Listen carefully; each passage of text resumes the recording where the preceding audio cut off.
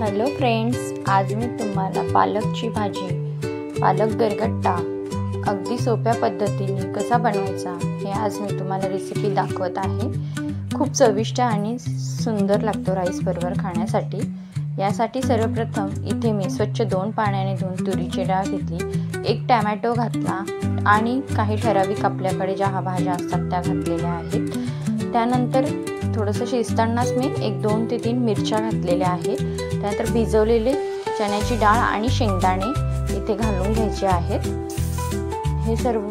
त्यानंतर 1 वांग घेतलेला आहे। वांगे घेतल्यानंतर थोडंसं आपण इथे पाणी घालून घ्यायचं, थोडासा हिंग घालायचं, त्यानंतर हळद घालायची आणि भिजवलेली चवळी घातली मी इथे थोडीशी, आणि हे सगळं मिक्स करून आपण 4 ते 5 शिट्ट्या घ्यायच्या, जेणेकरून हे छान मऊ असं छान शिजलं पाहिजे। एकीकडे ठेचा करून घेऊया। यासाठी भरपूर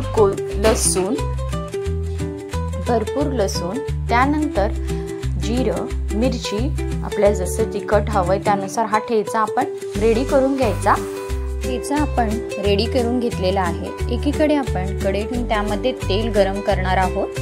तेल छान गरम झाल्यावर आपण इथे 2 ते 3 पाण्याने स्वच्छ धुतलेली बारीक चिरलेली पालक जे आहेत 1 जुडी मी इथे छान तेलात परतून घ्यायची। आपण तेलात परतून झाल्यानंतर पालक आपण काढून घ्यायचा आणि दुसरीकडे जे आपण शिजवलेली डाळ भाजी जी आहे ते एकजीव करून घ्यायचे। सगळं छान असं बघू शकता तुम्ही कसं मऊ शिजलेलं आहे।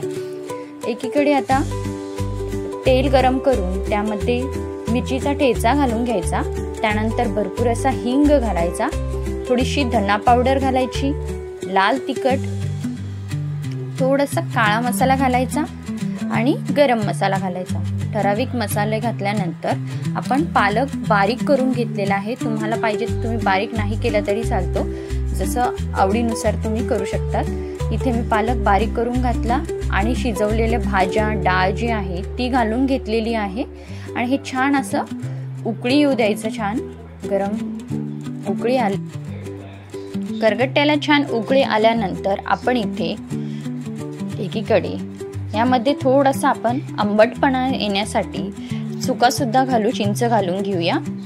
असं चिंच घालून घ्यायची। चिंच झाल्यानंतर चवीनुसार मीठ घालायचे आणि छान उकळी आणून गरगट्टा राईस बरोबर भाताबरोबर सर्व करायचा। गरम गरम गरगट्टा भात। सो रेसिपी नक्की ट्राय करा, तुम्हाला नक्की आवडणार। अगदी झटपट होणारा हा गरगट्टा आहे, तर नक्की करून बघा।